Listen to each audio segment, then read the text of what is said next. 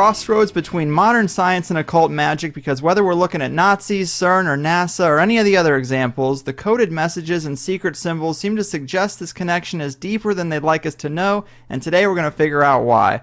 To do that, we have a great researcher and author who has been laying out these conspiratorial breadcrumbs in his novels Covert Catastrophe and 2048 Diamonds in the Rough, like a modern-day George Orwell, and he's been studying this area more than anyone I know, and it's an honor and a pleasure. Anthony Patch, welcome to THC. Well, thank you very much, Greg. I really appreciate the invitation to be with you today. Yeah, this is really going to be awesome. I'm pumped for this one because you've been connecting some of my favorite conspiracy themes in a way that I think makes a lot of sense, most of which is centered around CERN, which is probably the best place to start. I'm sure most people listening have a layman's understanding of CERN and the Large Hadron Collider, but give us some of the introductory information that you think is important for people to know going into this. Yeah, very quickly, I think people need to understand that this is the largest, most expensive machine that has ever been created by man, according to our present recorded history. Now, there may have been something, back in what is often referred to as the Golden Age that was different, but essentially it lies 300 feet under the ground in Switzerland. And this is a device that they broke ground in 1954. And so it's been underway for about 60 years. 1998 is when they really started the public experiments that people have been following. And up until this point, they really haven't accomplished a whole lot, in my opinion, for all that money. So there's your start. Right, and it's pretty interesting. I mean, there are some strange things about it. Like you said, it is the most powerful, largest machine that we know of that's ever been built. I mean, that is something to take note of. Apparently, inside the tunnel where they're doing this particle acceleration and collision, it's actually colder than outer space in there, and that's pretty crazy. Yeah, it is, specifically within what they call the main ring. The main ring is the particle accelerator that gets all of the notoriety in the press, and it's 27 kilometers in diameter, and again, 300 feet below the surface of the Earth, and it spans across two borders, Switzerland and France. And the area that is the coldest is within the ring itself. Picture it as a hollow tube. They refer to it at CERN as the pipe. And within that area, they have magnets that are superconducting. And in order for them to be superconducting, they need to be cold, cryogenically cold with helium, down to almost absolute zero. And in fact, it is colder than outer space within the tubes of the main ring itself. In the tunnels are cold, of course, by, merely their association with the pipe. But it's the pipe itself, the tube, the main ring, that is cryogenically cold. And another big part of this puzzle to kind of understand what they're trying to do or what they talk about doing, which I guess are kind of two different things, is understanding the Higgs field. Can you kind of explain to us what the Higgs field is and how they're messing with it? Yeah, the Higgs field, and again, I'll present everything in a paraphrased form, and I'm really trying to make it as simple and clear-cut for everyone, because this is pretty much arcane theoretical physics. And the Higgs field is a theoretical model of what is typically referred to as dark matter and dark energy. So if you picture everything in the universe that we can see and touch and measure as being matter, that's about 4% of the known universe. The remainder is comprised of what they theoretically called dark energy and dark matter. The Higgs field, if we go along the lines of that theory, is really much like a matrix. And again, we hear that name used a lot because of the movie, etc. But it is really a fabric or a weaving or a matrix of what are known as weakly interacting massive particles, or WIMPs. And these are weakly interacting at the nuclear level, at the quantum level. Their interaction as far as nuclear force, their bonding force, is very weak. And therefore the Higgs field is, again, theoretically, capable of being opened or torn apart, much like a fabric is torn or the veil is parted. Do these WIMPs have any connection to the strangelets we hear about? They do in the sense that they're quantum particles. Again, quantum particles are smaller than atoms. They are actually the building blocks that make up an atom. And when you're talking about colliding particles and shattering them and particles spinning off, you're talking about quantum particles that are spinning off from the larger atoms or protons specifically that are being collided. And when we talk about strangelets, we talk about quantum particles and the hadron collider itself. We're talking about bosons, Higgs boson. The boson falls into a family or a category of bosons, one of which is the Higgs boson, and therefore the Higgs field. And then strangelets are in there with it. Strangelets are a combination of two quantum particles. One is a quark and one is a gluon. And these bind together to form what are known as strangelets. And I'll try to keep my answers short, so when I stop, that's just an indication to you that I'm not going to run off at the mouth here. Right on. And these strangelets are concerning, though, to a lot of people, especially in the conspiracy circles. They have some qualities that seem like they could be pretty epic and pretty dangerous to be messing with, right?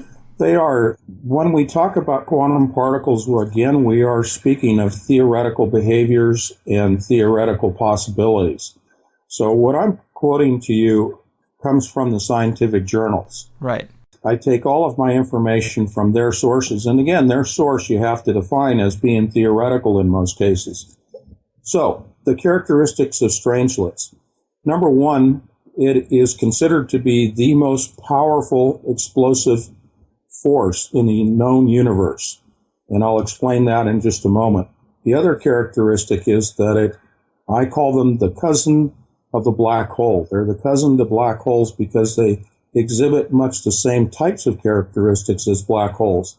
Most people, when they think of a black hole, they think of it sucking in all matter, including light. The quark gluon condensate, or strangelet, also attracts matter. It does not attract light, but it does attract matter, other atoms to it. A strangelet also has the third characteristic akin to a black hole in that it is so heavy and so dense that it will penetrate out of the ALICE detector at the Large Hadron Collider where they're produced, through the floor, through the Earth, and come to rest at the center of the Earth. And there they can begin to attract other matter, other atoms to themselves. So those are the three quick overview characteristics. So yeah, I mean, this is definitely something to pay attention to, theoretical as it might be. These experiments, the things we're talking about, you really only have to mess up once, and the whole Earth could collapse on itself in a worst case scenario. The universe could unfold. A big bang could be created, in Switzerland, which is probably not the best place for a big bang to occur. Yeah, I mean, this is some serious, crazy power we're talking about. Yes, indeed. And oftentimes people get hung up on hearing about things like, well, when the collisions occur, there are tera electron volts, 13 TeV being produced, and that we have these huge magnetic forces that are involved. And we can get into discussing all of those to define them, but this machine is extremely powerful. And I don't really want people to get dissuaded or led off on another path of listening to the scientists who are saying things like, oh, we've got it all under control. And yet at the same time, out the other side of their mouth, admit that there are two things that they're trying to achieve. One, create microscopic black holes. And number two, interdimensional portals. And that's all out in the public venue. Yeah, the interdimensional portal piece is such a fascinating piece. But before we dive too much into that, I wanted to ask you about the idea that this equipment might have electromagnetic or gravitic effects on the nearby environment or the Earth in that area. This is something I've heard you talk about a little bit recently. It ties into potentially current events. Is this something that should be a concern? Well, I think it should be. When we talk about CERN, I like to talk about the fact that things are occurring below at the quantum level, at the microscopic level, if you will, and also below the Earth, but there are things that are occurring above ground and outside the Earth itself. So specific to the magnets do have a gravimetric effect upon the Earth itself. We'll just talk about the mantle and the Earth's crust. But it also has a direct effect upon our magnetosphere, or as I often like to call it, our shields that protect us from gamma rays and X-rays coming in from the cosmos. So there is a distortion that is readily visible on the satellites that monitor and the computer modeling that monitor our magnetosphere and our magnetopause.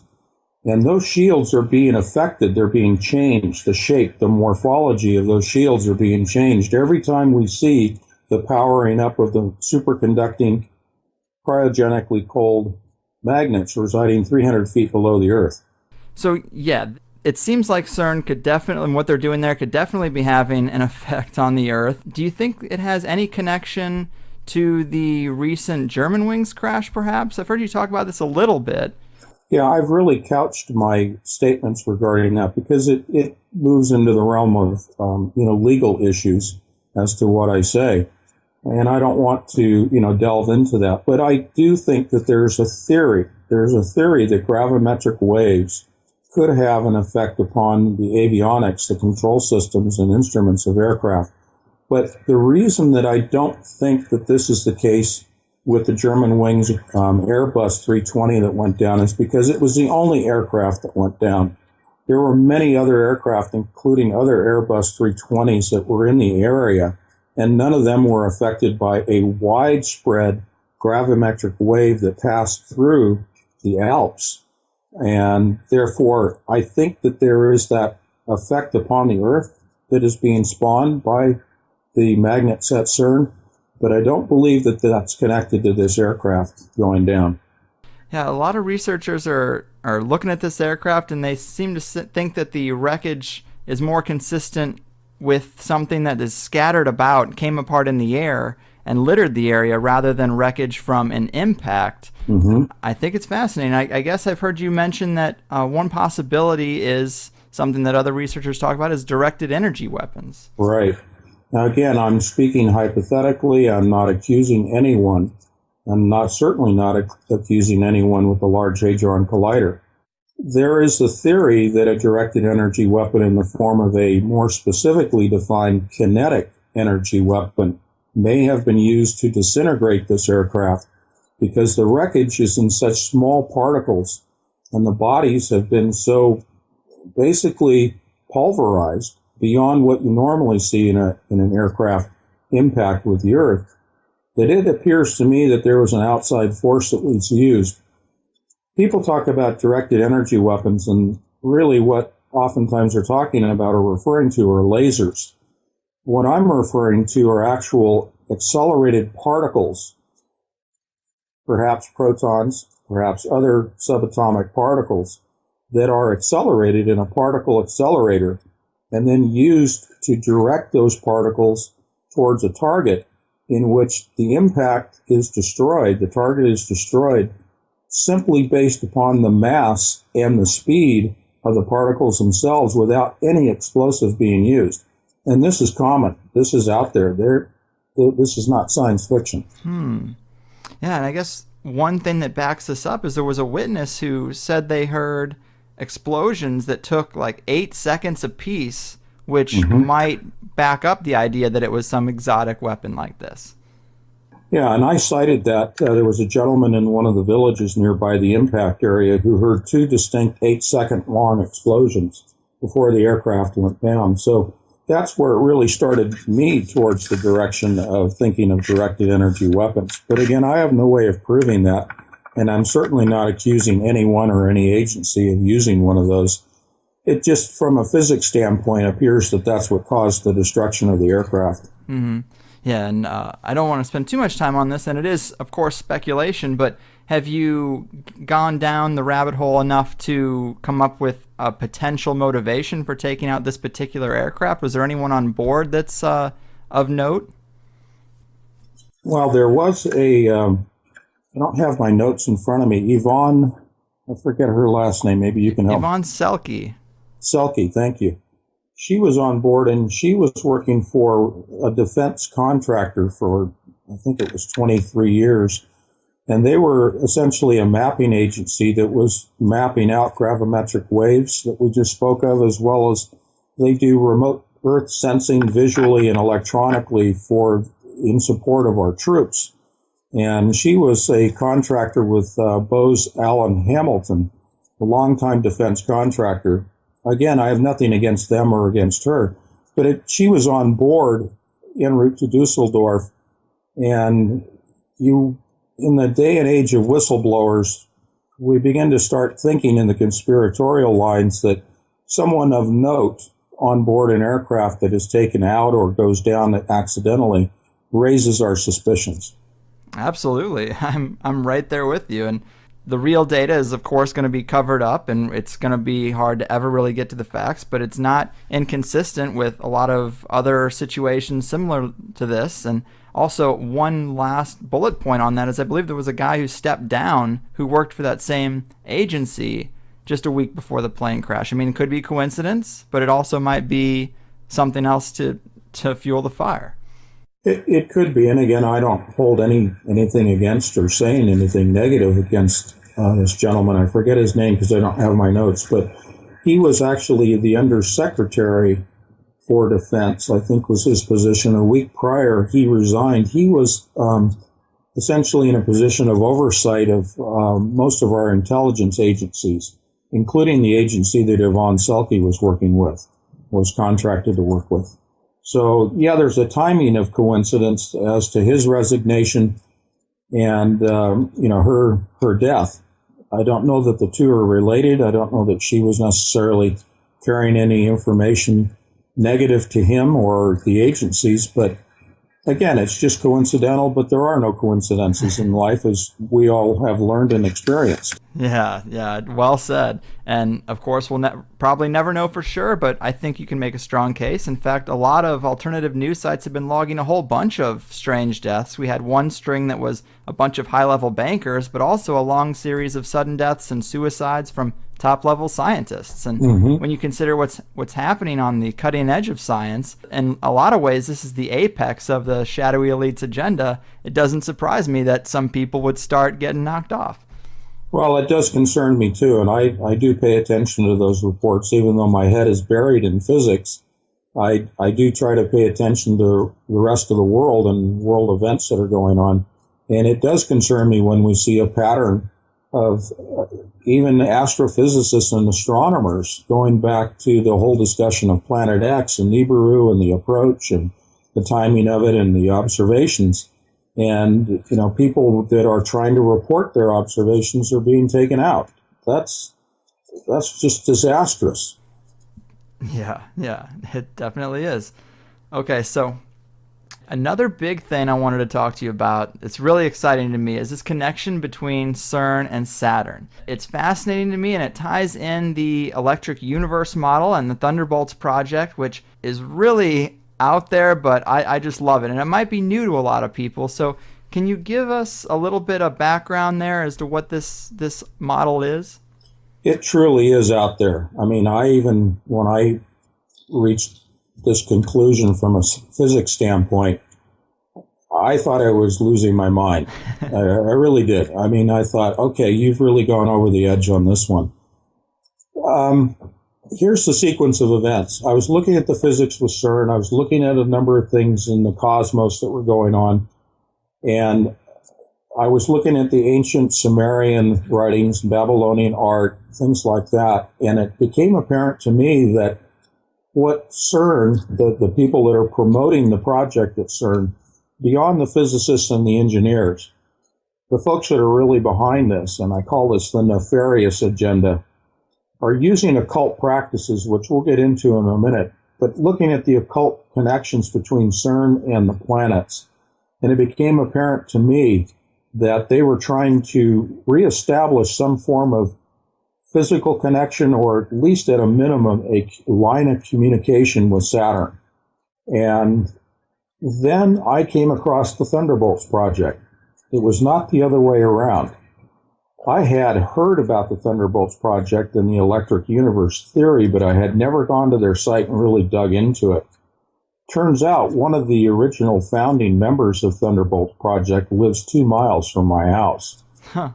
And we have a meeting next week set up to discuss this theory of mine, because they have not put together, to my knowledge, they've not put together the connection between the Large Hadron Collider and Saturn itself. So we're going to have a meeting of the minds next week. That's exciting. Well, I'll update you on that, and if you want, I'll elaborate on my theory a little bit here if you want me to go on with it. Absolutely, please do. Okay, essentially what it looks like is there is a attempt to establish what are known as Birkeland currents. These are electrical fields, 2 electric charge fields that arrange themselves in a twisted or helical fashion, comprised of a electric plasma. And it appears to me that they are trying to project Birkeland currents to the southern pole of Saturn in the form of a twisted helix. A plasma conduit is what I call it, establishing a electric plasma conduit between the southern pole of Saturn and CERN itself. And the purpose of this, and again, this is where it gets really strange, if it isn't strange already, there are demonic entities, according to the occult, according to ancient writings. There are demonic entities that reside within the gaseous body of Saturn, and it is their agenda. This is not me. This is their material that I'm reading. It is their agenda to free those entities and bring them back to our plane of existence, to our world. And they will do that through a conduit established at the southern pole of Saturn. Man, I love this, and it does tie in a lot of different aspects, a lot of different threads in the conspiracy realm. So when I first heard you talking about this, I was like, wow, this could be the deepest depths of the rabbit hole. And as far out as it might seem, to double back just a little bit to the electric universe model, the premise or the idea is that electricity is a lot bigger part of our fundamental makeup of the universe than we are taught. And the reason why Saturn of all planets is because maybe in our previous age, this golden age, Saturn might have played a much bigger role in creating our environment, right? That is correct. I can tell you've done your homework. I commend you. Thank you. Yes, indeed. In what was known as the Golden Age, which predates the Sumerian times and the Babylonian times, predates the flood in biblical times, the theory again, or the writings of the occult practitioners that carry forward to this day in their existence and practices, was that there was an alignment of 3 planets that were in close proximity to Earth. The first closest was Mars, the next was Venus, and then behind that in a straight line, if you picture this line extending up from the Earth, was Saturn itself. And Saturn was so close and so large that it actually blotted out most of the sun, or obscured most of it except the rim of the sun. And therefore, you have ancient carvings that depict this alignment and close proximity of the 3 planets to Earth, and thus establishing an electrical plasma connection between those 3 aligned planets and the surface of the Earth itself, and thereby creating a lot of the images that we see in stone carvings and paintings and whatnot that depict what are really, according to Thunderbolts Project, not necessarily gods or entities that are alive, but actually plasma configurations, the radiating of plasma fields, the shapes and the morphologies of different plasma energies that are seen, in particular the plasma conduit that is connecting those 3 planets with the Earth, including Saturn. Man, it is tough to imagine like what the environment might have been, but from what I understand from looking at the material, it seems like there was some type of envelope or cocoon that almost encapsulated the whole planet. It was almost like an environment that was more stable around the whole globe rather than these being changing seasons of extreme heat and extreme cold. Is that accurate? Yes, it is. Because you have essentially the relationship of Saturn to the Earth such that you are blocking most of the energy from the sun. And the time of day is presented as crescent shapes of the sun rather than crescent shapes of the phases of the moon.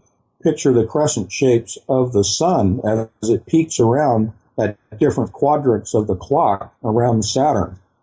And therefore, you do have a change in the seasons. In fact, during that golden age, our atmosphere was much denser, higher in concentrations of oxygen, and warmer. And therefore, you see the promoting of things that we would call giants in terms of dinosaurs and also perhaps even the Nephilim themselves. Right. And this is so fascinating because this could really be a component to why, because if you get into the science of electricity and understanding the way electricity works, you could start stumbling upon ideas like we're talking about now.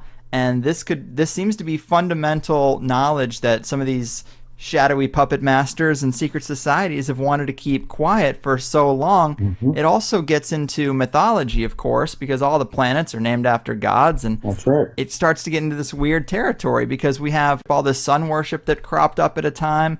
But, were they talking about Saturn? Were they talking about the sun? It gets really weird. But I guess there are some clues within mythology that this could have been the case, right? Absolutely there are. And I think if we put on a different pair of glasses, so to speak, and we begin to look at the universe through electric glasses rather than the gravimetric glasses that we have been taught that is based upon Einstein's theory of the universe. All of our mathematics, all of our modeling of the universe, and all of our modeling of physics and how things at the quantum level behave are based upon a gravity model.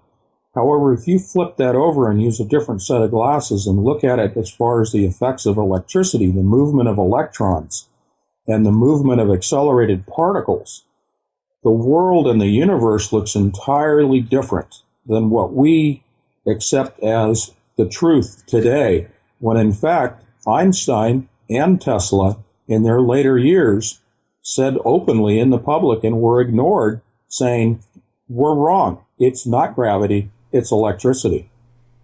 Right. And that's, again, an interesting component because when you look through history of things that have been covered up, one of the greatest scientists who focused on electricity, Tesla, he's been one of the most buried scientists, one of the most suppressed guys out there. Also, the UFO field and the technology for crafts seems to be in this electromagnetic realm. The Nazi bell apparently was going into this realm. And so when you look at all the major themes of things that have been buried, it seems to be this knowledge of electricity in our universe. We channel it into these wires and put it in everybody's homes, and we consider that to be all electricity is, but clearly our environment is very highly charged and electrical. We have lightning, it's out there.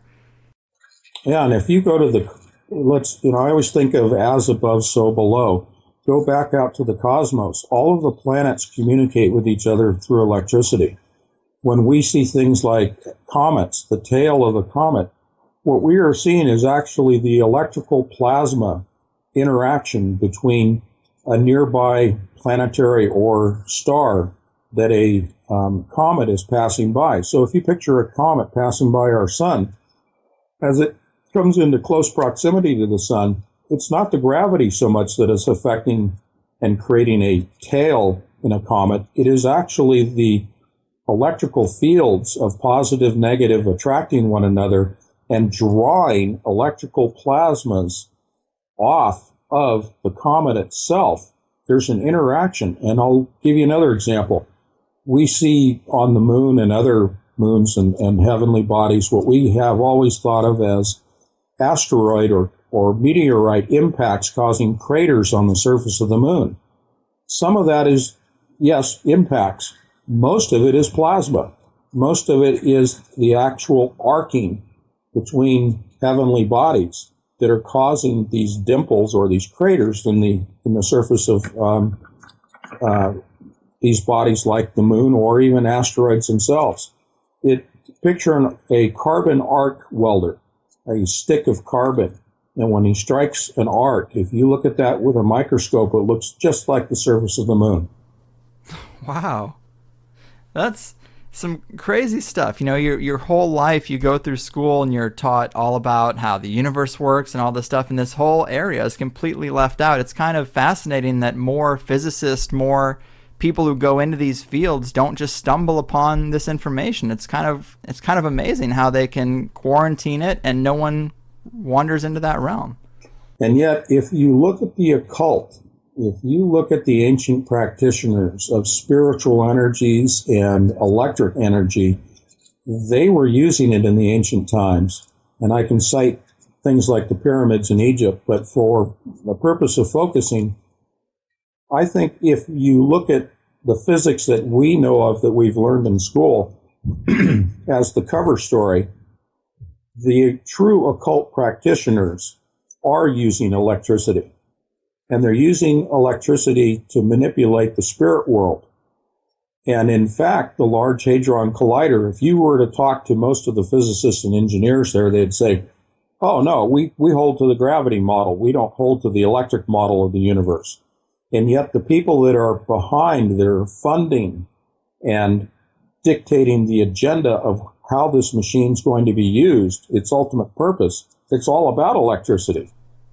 And so if we talk about tera-electron volts that are being generated at time of collision of particles moving near the speed of light, we are producing electrical fields from these collisions. But we're also producing huge gravity waves, which are also part of the electric universe. Because anytime you accelerate a particle through an electrical field, you generate magnetic energy. So the guys that are pushing the agenda, they're using the electricity, and this is where the physics led me to them establishing the Birkeland current electric plasma conduit connection to the southern pole of Saturn.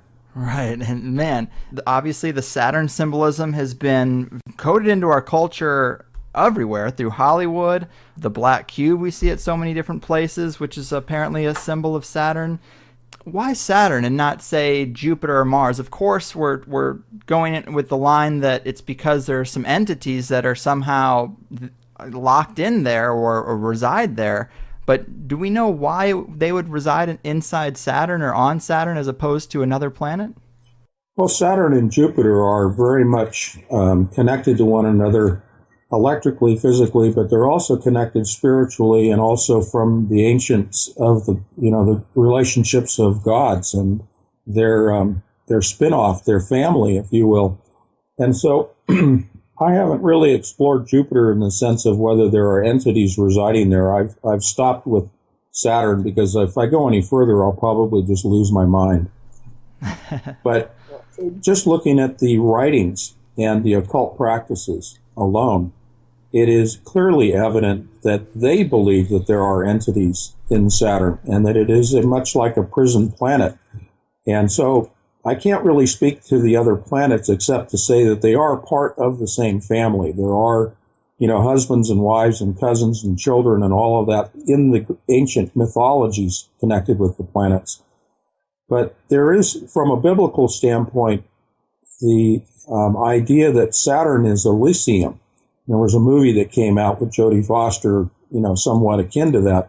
But Elysium, spelled with an E, is Saturn. And in that description of Saturn, it is a prison planet, as well as the bottomless pit, the Earth, having its own share of demonic entities, hell, for example, residing within the Earth itself.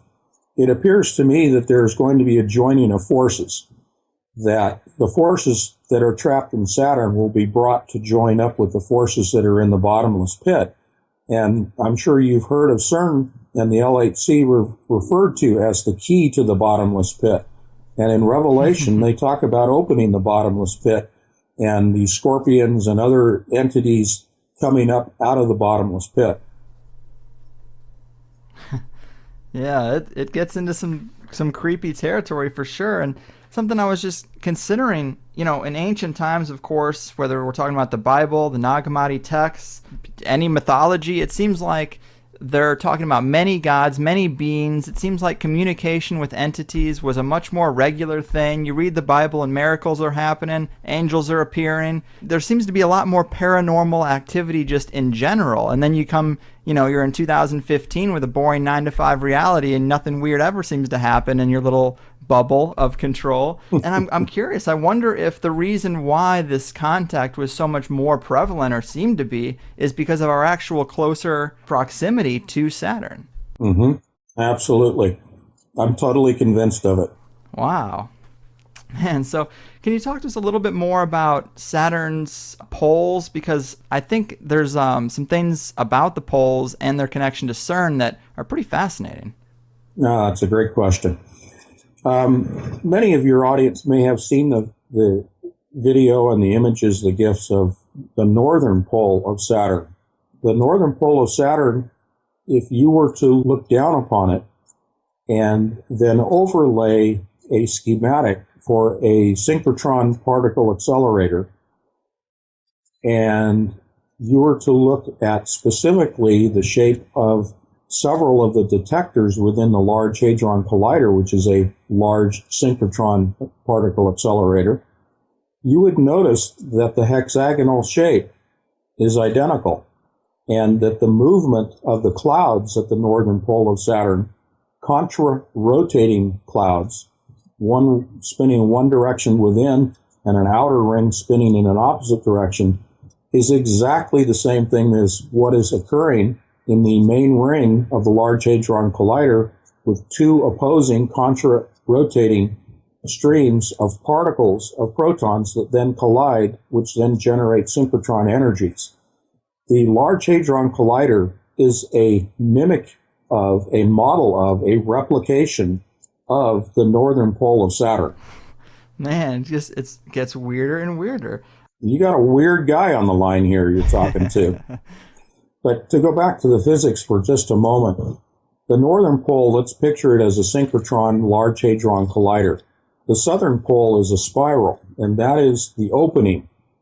Connecting the two are Birkeland currents, the electric universe. You have synchrotron energies that are generated at the north and then are transmitted through the core of the gaseous planet. It doesn't have a solid core, but picture a conduit, a twisted helix, looks identical to the human DNA helix that goes from the northern pole to the southern pole, and then it will exit through the southern pole, the spiral, much like the Norway spiral that we saw when CERN was fired up at the time that the president received the Nobel Peace Prize. And you have the same spiral that is being generated. That spiral will extend from the Earth in the form of that twisted helix to match up with the spiral of the southern pole of Saturn. They're identical. Wow. Man, so when you're looking at Saturn, of course, one of the other big features of it are the rings. Are the rings, do they come into this at all? No, the rings are much like what you see from the Large Hadron Collider when you're talking about gravimetric waves. What you're seeing of the rings is really nothing more than a physical manifestation of the electrical or the synchrotron energies that are given off by the northern pole of Saturn. So they are generating electricity on Saturn that spins out in the form of rings that, because they're magnetic, because of the movement of particles, as I said, through an electric field, causes a magnetic or gravitational, if you will, but a magnetic force that brings in matter from around the planet.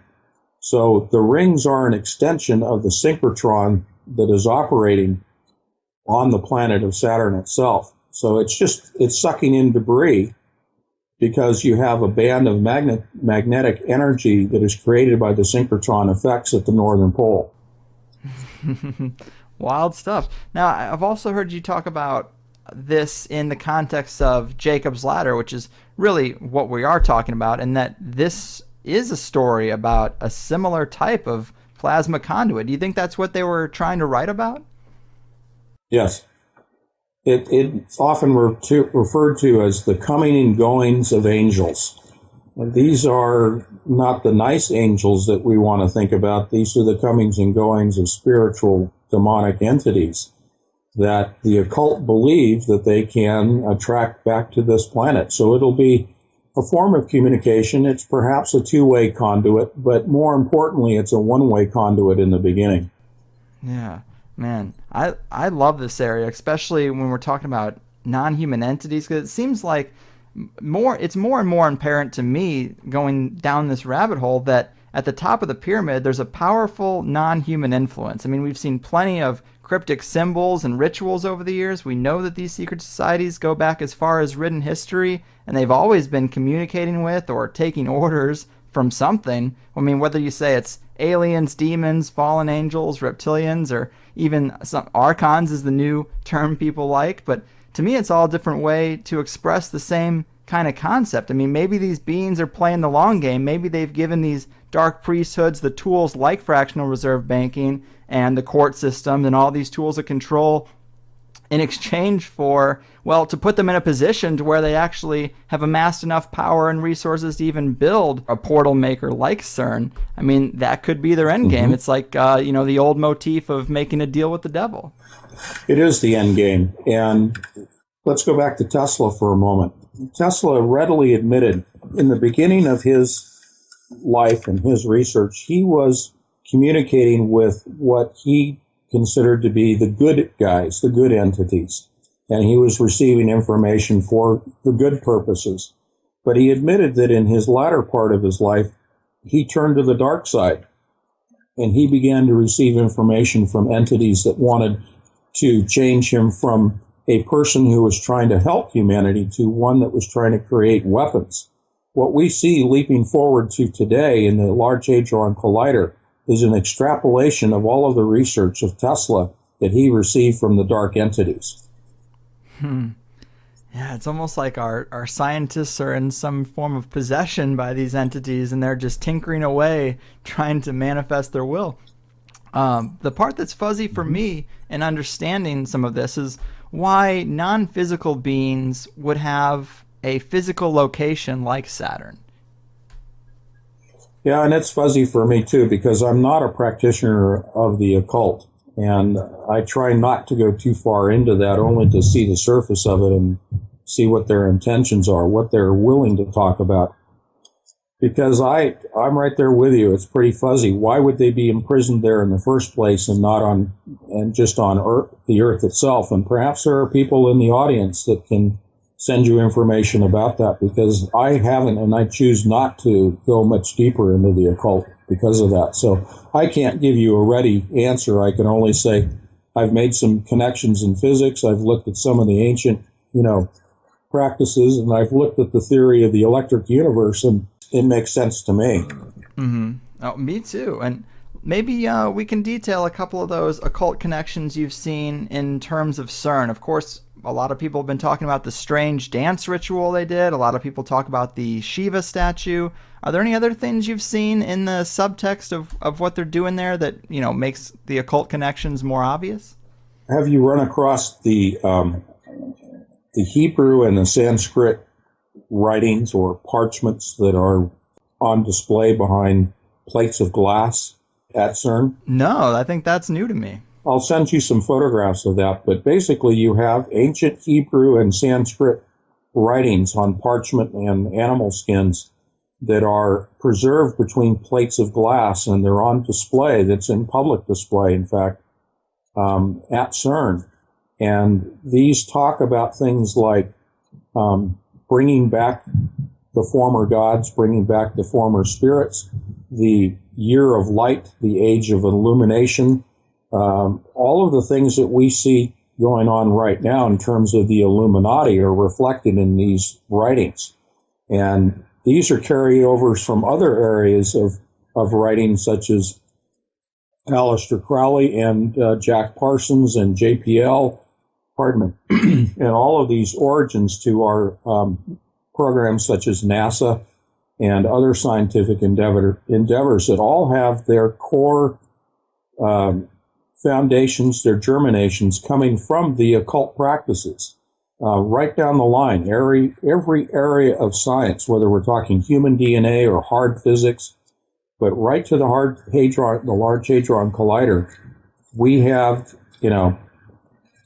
occult practices throughout and symbolism throughout. If you look at the shape of the detectors from the end on, when they have a detector that's open, you see photographs of the Large Hadron Collider. They're usually showing you the detectors. These are hexagonal and octagonal shaped structures from an end view, if you were to slice it open. And these have replications over to the Hindu god Shiva that you see the statue of, but they also have replications out to the northern pole of Saturn in its hexagonal shape. You see the shapes, which are geometric, which are mathematical, and mathematics is tied into the occult. Numerology, lots of people are, familiar with the numerology in terms of the spiritual world, and everything that is built at Saturn is built up mathematically to be tied into the ancient practices of the Tower of Babel and the conjuring of spirits and the opening of ancient portals using mathematics and the geometric shapes of the machines or the tower itself back in the ancient times. Man, now if this portal was open, would you suspect this is something we could see with our eyes? I mean, we kind of saw the Norway spiral. I mean, it looked very odd, but we did see something. If we are still alive, and if we are still here to witness it, then we will see, everybody's seen the Northern Lights. So let's just picture the Northern Lights for a moment, the Aurora Borealis. Picture that, but multiplied 1,000-fold, 100-fold, whatever it's going to be. But it will be an electric Aurora Borealis type display between Saturn and the Earth that will be visible to everyone on the planet because of the electrical discharge effects that will take place. And this was visible, as you've seen in the pictures that you've noted in the electric universe. The same visible plasma conduit that existed in the Golden Age was visible to ancient man, will likewise be visible to us here on Earth in the modern times. Wow, that would be crazy to see.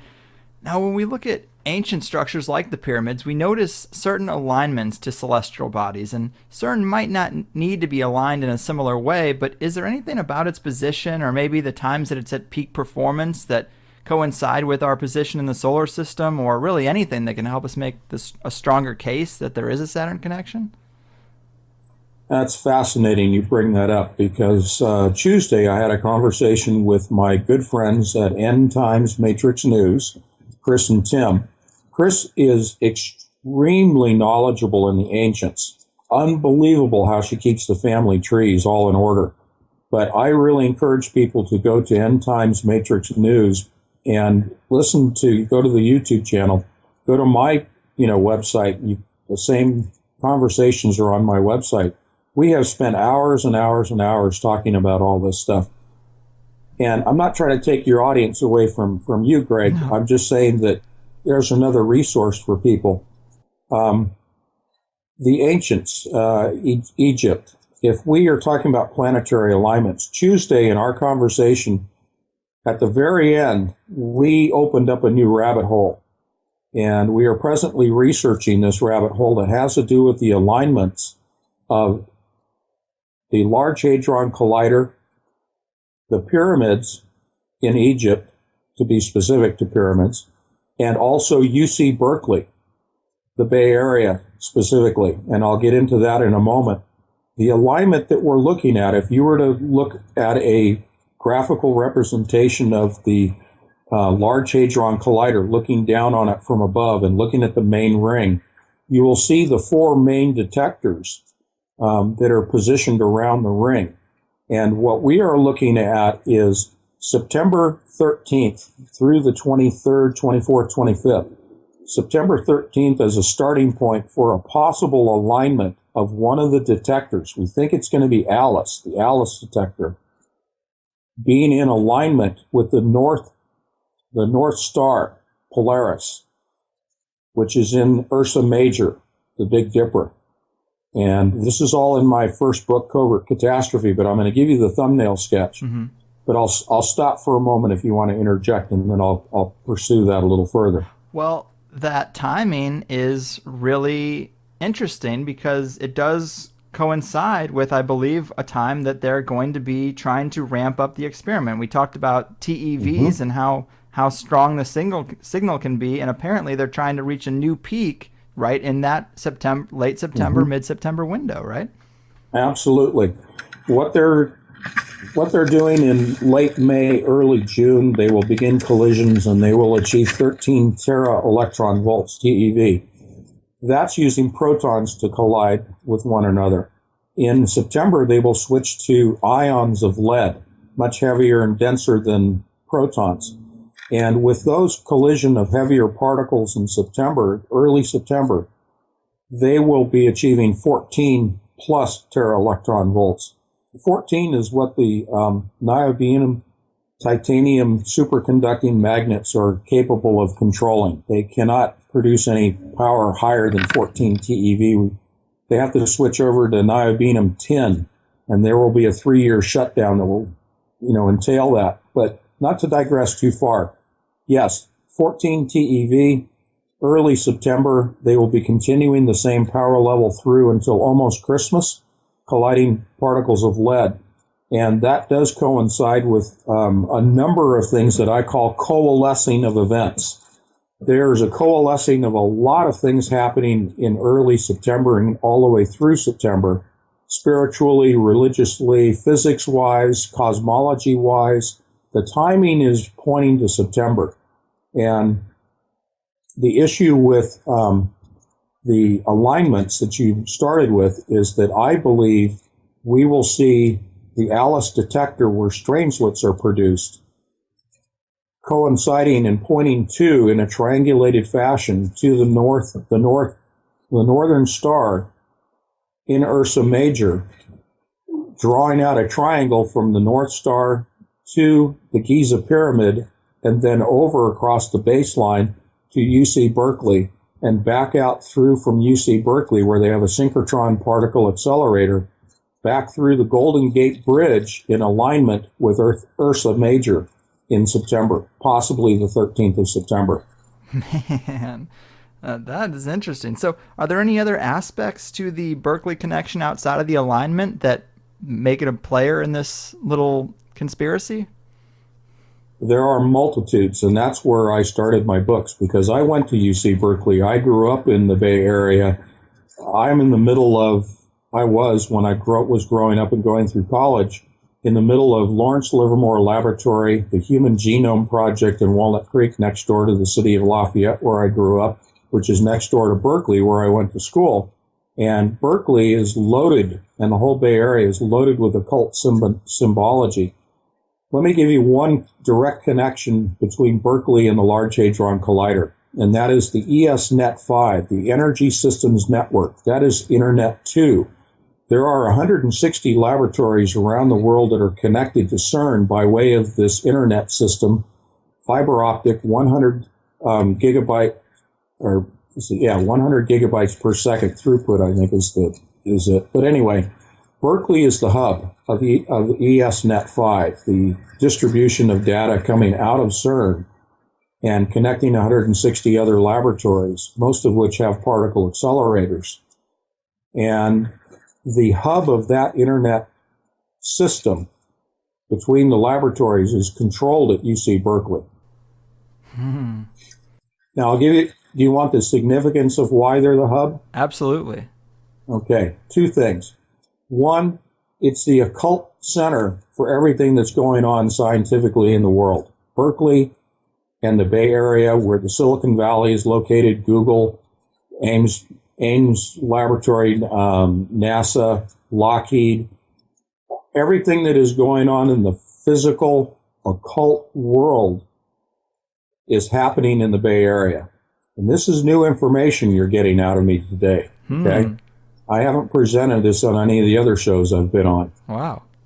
Now, the physics standpoint, if you will, is the control of the distribution system at Berkeley, the hub, is there because it's in physical proximity to Google and physical proximity to D-Wave Corporation. I hope I don't get sued for this.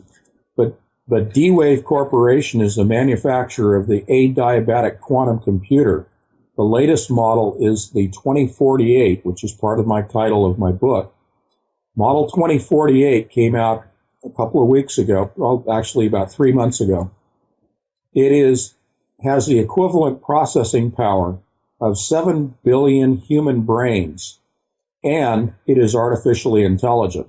That's connected to Berkeley, the hub, the ESNet5, interlinking the 160 laboratories around the world directly to the Large Hadron Collider. And that's new information. Damn, that is quite a serious connection. Wow, man. So, yeah, I guess a lot of countries are invested in CERN. I mean, a lot of them are involved, but how many people could really be in the know about this secret agenda? Well, I always say that the physicists and the scientists, I hold no ill will towards any of those people. In fact, I really feel sad for them because they have been deceived.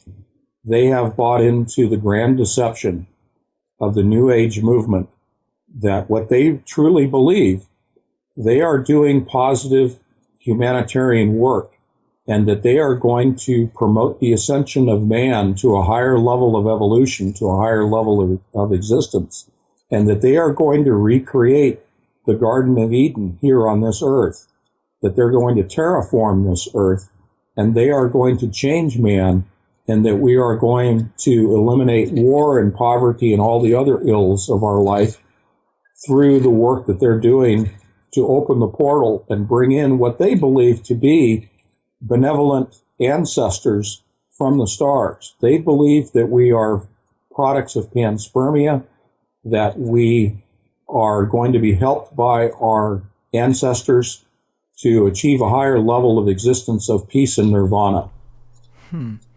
How wrong they are. Yeah, and that's another great element of this whole thing is since the 60s, since the 40s, really, since Roswell, people have been talking about the secret space program is just a couple of decades ahead of us, and what they have is way more advanced than what we have, but we're kind of getting to the apex here where the secret technologies are spilling out into the mainstream, but they're just lying about what they're there for. Mm-hmm. And as the end game approaches, they're getting way more bold about being like, I don't care if you know what we're doing, like we're doing it. We're That's already right. Here. We're at the finish line. That's right. And I think we need to look at September. There's going to be a lot happening between now and September. A lot happening. But I really think we need to look at September as their time frame, their marker as to absolutely incredible things that are going to happen that I will encapsulate down to just saying, I think that's when they're going to open the portal. Yeah, I mean, September's been a big deal in the past. We know that. Also, a lot of researchers talk about the equinoxes, and we're probably getting to, some type of the fall equinox, I believe, is somewhere in there. But yeah, it's interesting. Definitely a time to watch. But wow, man, we've been all over the map. I guess that does it for us. I could do it all day, but I really do love the electric universe theory and the Saturn tie-in. I think you're really onto something, man. But before I cut you loose, would you like to tell the people where they can follow up on your work and also get your books, which thanks for sharing those with me. That they're awesome, and fiction, of course, is a great way to get complex concepts across, and that's what your books do, and they do a great job, so I do appreciate that too. I had a good time with them, but definitely let the people know a little bit more. Okay, well, thank you. My website is Anthony Patch. That's P-A-T-C-H, anthonypatch.com. You can buy my books through there. The two novels are $5 a piece. I'm not making a bunch of money on this. It just helps defray some of my costs. And the first part of my companion book of science is $2, and the other two parts will be coming out soon. I have been blocked on Facebook this week. My Facebook pages were Anthony Patch as well as Tony Patch. I'm now available at James, my middle name, James Patch. So Facebook, I'll rebuild everything as I have time on Facebook. It's just crazy. Yeah. But they're going after me right now. And for the time being, I still have a YouTube channel, which is Anthony Patch, and all of my interviews with End Times, Matrix News, and other venues such as the �HighersideChats are all available on there. I really appreciate it if people will purchase the books and support what I'm doing, but I'm not in it for the money. That's not my mission in life. And the other part is the books themselves, because they are novels, I consider them to be a buffet of topics. Mm-hmm. Much of what we've touched on today, they were written with an audience in mind or a readership in mind that has not been exposed to the things that you and I are talking about today. And if it piques their interest, that they would then pursue down the rabbit holes of interest to them on their own. So they're not an in-depth study on these subjects. They are simply an introduction. And that's, I appreciate you bringing me on, Greg, and I'm happy to come on if you want me to come on again at a later time. I don't know how much longer I'll be doing this because it looks like they're trying to cut me off. Well, hopefully they won't, and I would love to do this again sometime, probably in early September. We'll see what's happened between now and then. I did just look up on my phone when the fall equinox is, and it is September 23rd, right in that window. So that's just another layer, another connection. But yeah, we will definitely have to talk around that time. But very cool, man. Well, thanks again for your time. My mind is thoroughly blown. Keep fighting the good fight, and hopefully we can do this again before that inevitable overrun of the Saturnian demon army. All right, my friend. Well, I want to say God bless to you, and I don't want anyone to walk away in fear. My mission in life is to encourage people to